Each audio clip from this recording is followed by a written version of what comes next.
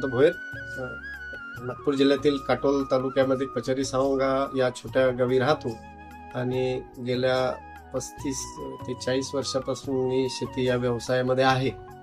तर सुरुवातीला मी माझे वडील असताना आमच्या वडिलोपार्जित शेतीवरती रासायनिक पद्धतीने शेती करून बघितली, पण माझ्या असं लक्षात आलं की जाको राखे साहिया मार सके ना कोय या उक्तीप्रमाणे आपण कितीही रसायनांचा वापर केला तरीही आपण किडींना आणि हानिकारक विषाणूंना मारू शकत नाही. हे जसं माझ्या लक्षात आलं तर मी नंतर सेंद्रिय पद्धतीने नैसर्गिक पद्धतीने शेतीला सुरुवात केली. जे विदर्भातून साधारणतः जे पारंपरिक पिकं होते, जवस, अंबाडी, मेथी, मोहऱ्या या पिकांना सुरुवातीला पहिल्यांदा इस्टॅब्लिश केलं आणि त्या पिकांपासून एकेका पिकापासून कमीत कमी 2 प्रॉडक्ट तरी झाले पाहिजे या दृष्टीनं विचार केला.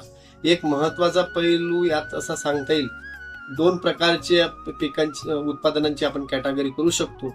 एक म्हणजे ज्याला आपण पेरिशेबल म्हणतो, नाशवंत, आणि एक टिकाऊ स्वरूपाचे. तर नाशवंत म्हणजे भाज्या, फळे आणि फुले ह्या गोष्टी नाशवंत होतात, शेया झाल्या की त्याचं मूल्य राहत नाही.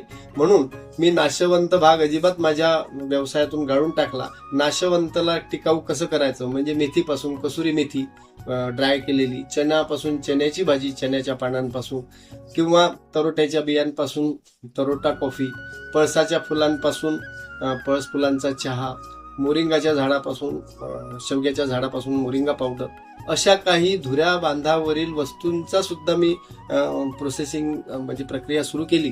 आणि माझ्या असं लक्षात आलं की शेतीचे 2 भाग करून आपण त्या उत्पादनांचा विचार करायला पाहिजे. एक म्हणजे शेताच्या आतलं क्षेत्र जे आपण कल्टिवेट करतो, आणि दुसरं म्हणजे धुऱ्या बांधावरचं किंवा पडीत असलेलं क्षेत्र.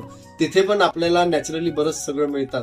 मोह फुलं मिळतात, पळस फुलं मिळतात, त्याच्यानंतर तरोटा सारख्या गोष्टी मिळतात, शेवग्याचा पाला मिळतो. याचा आपल्या प्रॉडक्टमध्ये कसा उपयोग करून घेता येईल आणि त्यांना टिकाऊ स्वरूपाचं कसं आपल्याला बनवता येईल. कारण 2 वर्ष जरी आपलं पाकिट पडून राहिलं तरी पण ते आपल्याला खाण्यायोग्य एडिबल असलं पाहिजे, आणि ते असते ड्राय स्वरूपात जर दिलं तर. आणि ग्राहकांचा कल अलीकडे विषमुक्त अन्नावर मोठ्या प्रमाणावर होतो. ग्राहक अवेअरनेस हाही एक प्रोग्राम आम्ही बीजोत्सवामार्फत सतत राबवत असतो गेल्या 13 वर्षापासून, किंवा पुण्याच्या भागामध्ये वसुंधरा मार्फत आम्ही राबवत असतो.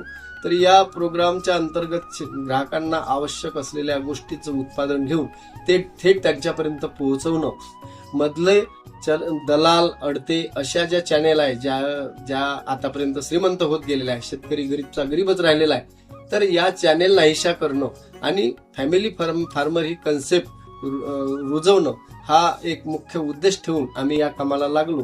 केवळ आपली उत्पादनेच विकायचं नव्हतं, तर आपल्याला ग्राहकाला जागृत करून, आपल्या समाजाला जागृत करून विषमुक्त अन्नाचं महत्व पटवून देणं हा एक मोठा आमच्या कामाचा भाग होता, आणि त्या दृष्टीनं आम्ही हे सगळं सुरू केलं.